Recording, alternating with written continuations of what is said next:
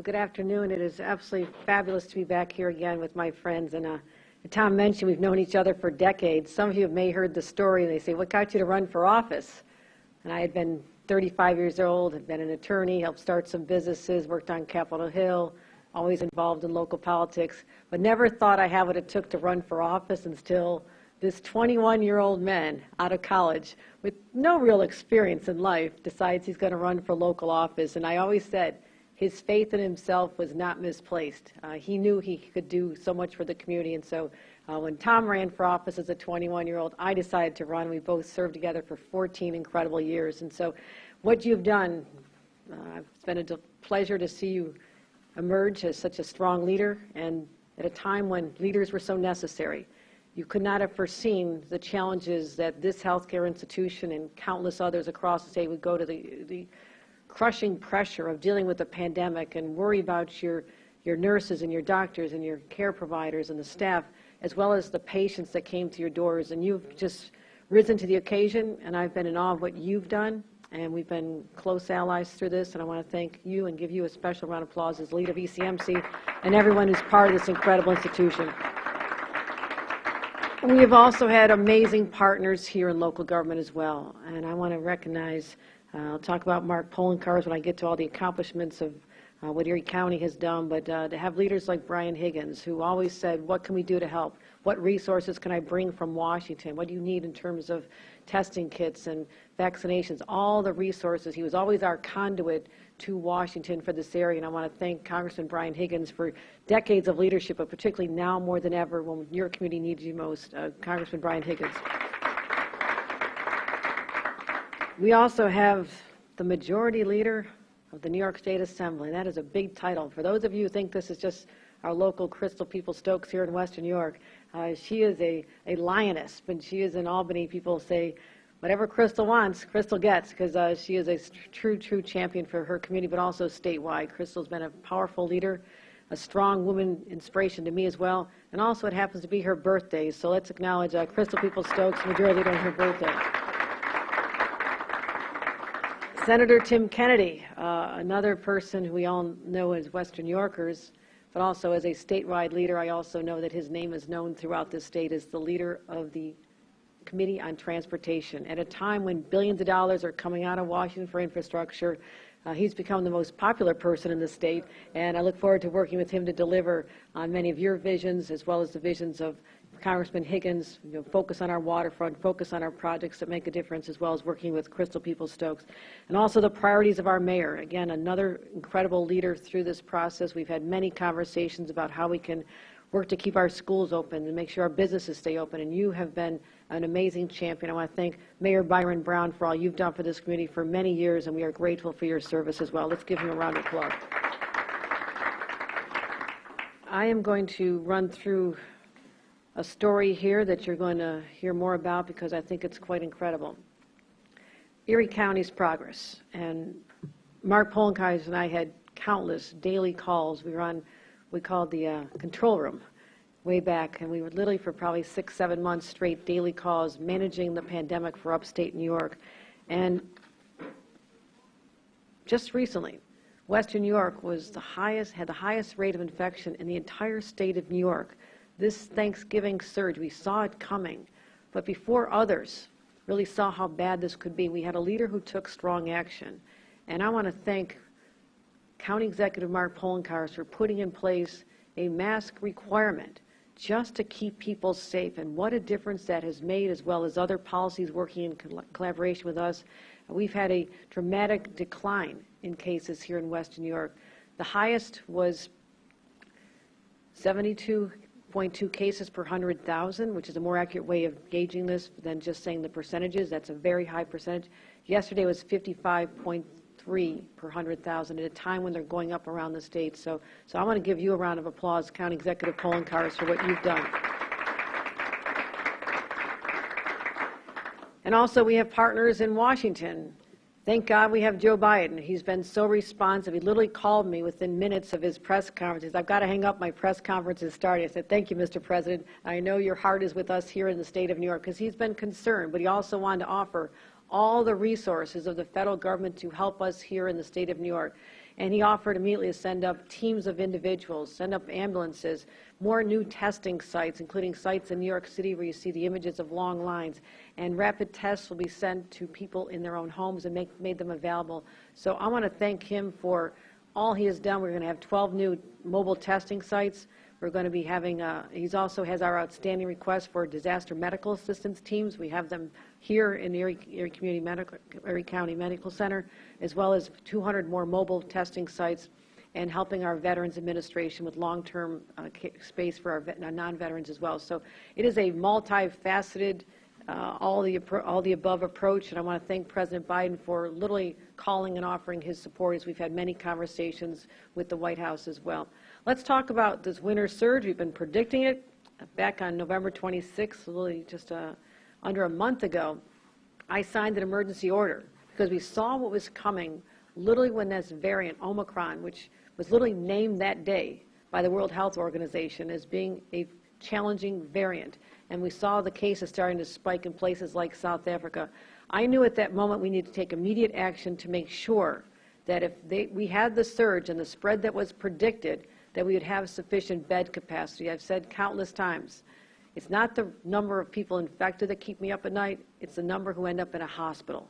And that's what I was trying to prevent, is any challenging situations with respect to hospital capacity. So we paused non-essential elective procedures temporarily. We also required all the nursing homes in the state of New York to have boosters available. As you know, many of the residents of our nursing homes got the first vaccinations last December, January, February, and that was important. But we also have learned with these new variants, particularly Omicron, that the vaccine wears off after a period of time. Yes, you needed it at the time, but it fought against Delta, but this new variant is not being as strong against this as well. So boosters were so critically important for us to get them literally into nursing homes. So November 26th, we made sure that that was a requirement. December 1st, we deployed National Guard into the nursing homes to help them with staffing issues. On the 10th of December, we implemented our option for businesses and indoor facilities to have a vaccine mandate or a mask mandate, and we've been monitoring that very closely. We also continued to launch new vaccination sites on the 17th of December, adding 40 on top of the 15 we already had, which are existing day-to-day ones. And on Monday, I announced an enhanced testing strategy, which I'll give a summary of. So we've been on top of this from the beginning. We are now a month into it, and different parts of the states are being hit hard at different times. And Erie County, we're not sure if that was all residue of Delta or Omicron is still coming. That's why hospital capacity everywhere continues to be an important priority of ours. But everyone is focused on testing kits. Well, we were ahead of this as well. We made sure we got those orders in when we could. We have 5 million take-home tests will be available in the state by the 31st on New Year's Eve. You can get tested. 2 million of those are going to our school districts, and I'll explain in a few minutes why that's so important. 1 million going to our county emergency managers. I traveled the state on Monday. As I was literally there, people were receiving them, and that was great news. 1.6 million going to New York City and 400,000 going to our testing kits. So literally our next allotment is going to arrive. 10 million tests will be available no later than New Year's Eve. So what we have is 1 million take-home, plus the 10 million we just ordered, plus the 26 we just ordered, and all will be available. We'll have 37 million additional take-home tests for New Yorkers. And that is critically important. We think another 500,000 will be out this week as well. So we are also working on a portal so people can order these for themselves. President Biden mentioned similarly he wants to have a plan to do that, so it makes it easier on people. We don't want people having to stand in long lines. We know there's a crush right now for people who particularly want to travel and see their family over the holidays. So we're upping our capacity as we speak. New testing sites, just added 12 new testing sites on top of what we already had. And we are now going to have 12 on top of the 7 we announced last week. So every single couple of days we're able to bring online new facilities. Now this may not be as relevant to people here in Western New York where I am today, but if you are someone who takes the subway trains, very good news. We're announcing today that starting on the 27th of December, there'll be testing sites at MTA stations, Times Square at 42nd Street, Grand Central, as well as additional locations being rolled out throughout the next couple of weeks. So we're offering certain hours that's available. From the Times Square, it's 8 a.m. to 2 p.m., 3 to 8 p.m. at Grand Central, as well as new sites. And so we have a lot of facilities coming online. As you mentioned, many places are having long lines. We're trying to eradicate that by making it available right where people are, right where they commute and go into their offices in New York City. Also, I mentioned that I want to put money on the line for the businesses, for the counties that are doing the right thing and making sure that we do have the enforcement of the vaccine or the testing sites, which we announced a couple weeks ago. And so we're going to allow up to $1 million for smaller counties and $2 million for larger counties. And we're engaging all the counties right now as we speak so they have information on how to apply for that. Schools, I've been saying this from the beginning, we have to keep schools open.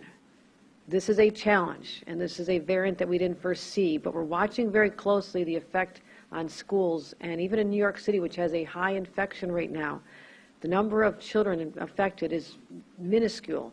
Very few schools have had to close, and we want to make sure after this holiday break that on this 3rd of January or shortly thereafter that kids can safely come back to schools. We saw how devastating this experiment was in having children work remotely and the stress that was on the teachers and the parents. We just can't set these kids back again. And the wonderful difference from last time and now is that we now have vaccinations available for everybody from 5 years old on up. So there's no excuses. If the children are vaccinated and the teachers are vaccinated and the support staff are vaccinated, this can be as safe a place as anywhere, and allowing them to continue that essential learning that they missed out on for far too long. One way we can help out with this is to, in fact, talk about our Back to Learning program, where if a child tests positive, a child is exposed in a classroom to someone who tested positive, obviously the child testing positive is going to go home, but the entire class can go home with state-provided testing kits that the parents will be able to use on their children with directions, test the child, and if they are negative the first day, send them back to school. A few days later, test again. If they continue to be negative, there's no reason why we have to have such a disruption. We saw this work in Grand Island. We were watching what happened on Grand Island for the rest of the state, and it was a great a pilot for us to know that this is important. So we can do this over 7 days. We continue to do this. As long as there's no symptoms, the children can and should be back at school, so there's no disruptions to their education. So this is what we're focusing on. Just to give you a last snapshot on our case numbers, statewide, we're at 115 per 100,000, which is, as you can see from that chart, this virus is going vertical. It's going straight up. We have 28,924 cases yesterday positive. Again, another day we're breaking records.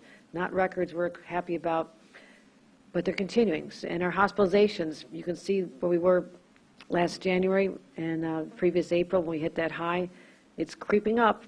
It's heading upwards, but we still are at 2/3 of the hospitalizations we were at this time last year. And to the families of the 57 lives who were lost, the individuals who will not be there for the holidays, this is a very, very hard time for them, and our thoughts and prayers go out and focus on their families and their recovery as well. Again, I'll say this every day of the week in terms of whether we should be panicking. We're not panicking. We have the resources we need. We have vaccines. We have boosters. We have masks. We have people who are being smart with their social distancing and making sure that they have any symptoms whatsoever, that they stay home away from work and from church and from school and from their loved ones. So it's not March of 2020. It's not even December of 2020. We have to keep this in context. And so I want to congratulate all the New Yorkers and the leaders of various counties and local governments who've done the right thing. You are part of the success. Can you imagine the state of New York if people had not gotten vaccinated and boosted? We would be overwhelmed with this variant, absolutely overwhelmed. And because the vast majority have done the right thing, we have 94.6% of people over 18 who've had at least one dose. If you've had one dose and you're eligible for that second dose, what are you waiting for? Because that will not protect you against the variant. And people who are not vaccinated are 20 times more likely to die from the new variant than someone who is vaccinated. And the booster is so essential, is so critically important as well. So we are very much focused on the booster shots and are asking everyone to get that booster as well. Vaccination, I mentioned the 94.6% of people one dose. I want to see a higher number of children vaccinated. Parents, grandparents, aunts and uncles, let's get this done. There's time now while the kids are on school break. It's the best Christmas gift you can give them is to give them the gift of health and know when they come back to school that they'll be safer. We've had over 3 million doses done since December 1st, which is extraordinary. We have enough. We have plenty of supply, unlike a year ago, and there's no reason not to. Let's get all the children safe and vaccinated. Boosters, as I mentioned, we've gone up quite a bit on the boosters. We've had statewide 4.1 million people getting boosters. Also, people are going to want to see individuals that they care about in nursing homes. We also, as I mentioned on November 26th, we asked that every single nursing home in the state of New York made boosters available to their residents, and we hope they took advantage of it as well as the staff. So people want to visit their loved ones if they're not restricting visitors, as some have done, but many have not. Please get the vaccine and get the booster before you visit your loved ones. Hospital capacity, as I mentioned early on, we talked about how we were going to be keeping an eye on hospitals and working closely with them to send them the resources so they can free up the beds. And it's actually not the beds that are the problem, it's the staffing of the beds. So we've gone from 32 that were in the area where they weren't able to do elective surgeries down to, we actually went down to 22 and a few more came on. We're watching this very closely, but we're thankful to President Biden for offering to fill our request for more ambulance and EMS teams so we can help backfill here as well. If you are traveling, we're not saying don't travel. Last year's isolation was painful. I remember zooming in with my family. I had to tell them I'm zooming in again this year, but I'm in an exceptional position. So I have to stay in Albany and focus over Christmas on this pandemic, and I'm honored to do that on behalf of the state of New York. But other people who were not connected with their families a year ago, it was hard. And to all the families who want to be reunited, there is no reason not to. Just be smart. Vaccines, boosters, masks, and when you're thinking about who's at your dinner table, think of the most vulnerable person, and can you live with the guilt if something you did made them sick? So let's be smart about it. Get a test before you go. There are literally 1,800 testing sites in the state of New York. We're adding more by the minute, so we feel good about this. That's my last message. We're going to spread holiday cheer. We're not spreading COVID, so let's keep things open. Let's do all the right things. We will not get complacent. We're almost through this battle, my friends. We're not shutting down business. We're not shutting down schools. We want to keep everything open because there's no reason we can't if people will do what we simply asked them to do. Wear a mask. I can even order you one of these very fancy We Are New York masks. These are great. If you want one of these, I tend to stick with the other ones as well. I get them dirty as makeup all the time, but that's a female problem. So thank you, everyone. I want to thank all the members of the press for being here to cover this. Thank you. Thank you for caring enough to spread the message out, and it's a simple message. It's a profound message. It's a message that will save people's lives during this holiday season because we love everyone in the state. We want them to be there for the next holiday season as well. So let's not let those numbers of hospitalizations and deaths continue to escalate. We have the power to stop it, and that's what I'm asking New Yorkers to do. Thank you. And with that, I'll take any questions from the press. Governor, the Savers, Bills, and Bandits announced a new rule today for kids. Kids now have to be vaccinated, and they appeared to cite county and state mandates as if there's a rule that just changed or there's one coming. Do you know what prompted them to do that, or is there a rule change coming that we're not aware of? No, and I thank them for doing the responsible thing, that people are asked to, as our mandate has been throughout, since we announced it a few weeks ago, that all sites have to either require vaccinations or they have to have masks, and that's been in place. And again, I thank them for being the stewards of public health that they are, because a lot of people are fans. We all love our teams here in Western New York and across the state. And to the leadership who said that they're going to enforce this, that's really important. And if that's the incentive that gets more children vaccinated before they go back to school, then that is a very, very positive outcome. Governor, Yes. is there any plans or any talks right now of a mandate for school children and staff in New York State schools for vaccines? Well, right now, we don't have the authority to do that. It has to be passed by the legislature. Every state is different, but New York State would have to have it on an approved list that the legislature actually has to consider. So that could not possibly happen at this time. It would have to happen for next fall. So it's absolutely something we're looking at. But again, let's see what happens with this. Is this going to be yesterday's news in a few months, or are we going to be dealing with new variants all the time? So I want to retain the flexibility, but I would not rule it out. I'll just say I would not rule that out as an option if this variant continues to rage on, and so many different variants. I heard that one country might be looking at a 5th variant, and I just didn't want to hear that news. So if it happens, we're ready. we'll keep the boosters. If we need more boosters, we're going to always make sure that we have enough to protect people in the state of New York, but that's certainly an option we have. You had a question, Kevin? Any concerns about the New Year's Eve celebrations that are coming up? I know they're reconsidering thinking about things at Times Square. We're opening it up here in Buffalo as well. So do you have any concerns about those being super spreader events or anything, the emergence of the Omicron virus? Well, I'm going to encourage everybody to be smart on New Year's Eve. And, this is a local decision, of course, and I respect what's decided, but this is an outdoor event. I suspect people will be very bundled up. They'll want to keep a mask on to stay warm anyhow. So I don't think there'll be a lot of, people have gloves on. There won't be a lot of human contact. So I'll work with the mayor, and he can talk to our state health department. He also has the county health department to make those decisions. But it is something that I don't see a reason why it couldn't go on based on, again, the progress here in Western New York we are today is incredible. And if those numbers keep trending downward, but I will defer to the local authorities on that. One or two more? Governor, can we ask a question about the stadium if you're done discussing COVID? Real quick, is there a plan to open up more state-run testing sites? I know we're getting a lot of the take-home tests now. For example, our Hospitalizations learning about the Anthony Wayne Recreation Center. Is there a plan to open up more state-run sites? Yeah, that center is in Rockland County. We actually have 30 testing sites right now for a county that size. That's very good, but we are absolutely looking at that site to bring that back online. What we're doing, and I was just a couple days ago, I was in Albany at a mall where they took a former Lord & Taylor store, and that's been a vaccination site.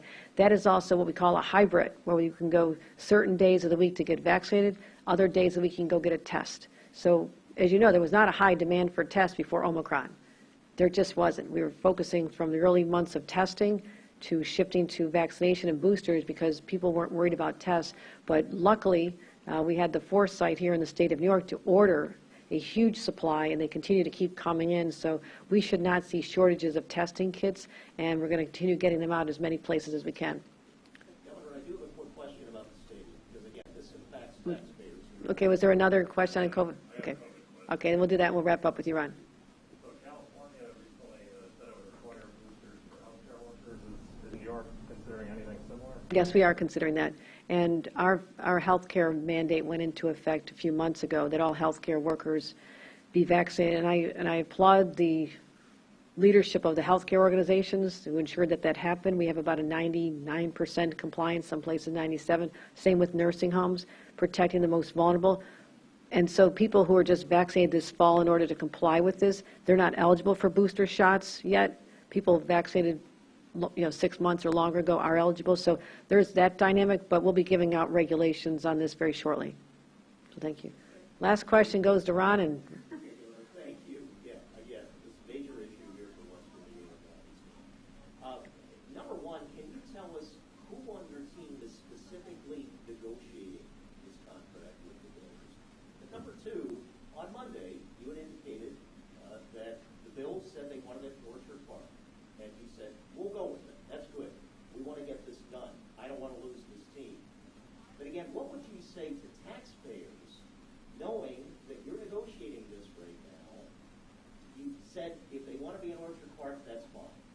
What would you say to taxpayers to make sure that they are not getting everything to bills from the state? In other words, how are you really going to make sure that we're not giving the store away to the bills in terms of the contract? I appreciate the question, but it's not for me to negotiate something as critically important as keeping the Buffalo Bills in Buffalo in a forum like this. We are very conscious that negotiations are important, that there will be public taxpayer dollars on the table, and we're going to make sure that as the governor of the state, I will make sure that we have struck the best arrangement that we possibly can to achieve the outcome that I believe not just Western New Yorkers support, but people all over the state are big supporters of a team like the Buffalo Bills that show what real grit is all about. They know it's part of the identity of this community. It's beyond just day-to-day dollars. It's also an identity that's so critically important. This is the only team that plays in the state of New York. That's a huge point of pride to New Yorkers from here to Long Island, because I've spoken to them. So we will be working on this. I have a large team engaged in this in terms of different people bringing in different perspectives, obviously budget, policy. So we'll be giving more information when we can, but I want to assure everybody that we are focused on this as well. It's on a long list of many things we're working on right now, but my number one priority as the governor of the state of New York is to keep the health of New Yorkers safe and also protect the health of our economy. So thank you very much, everyone.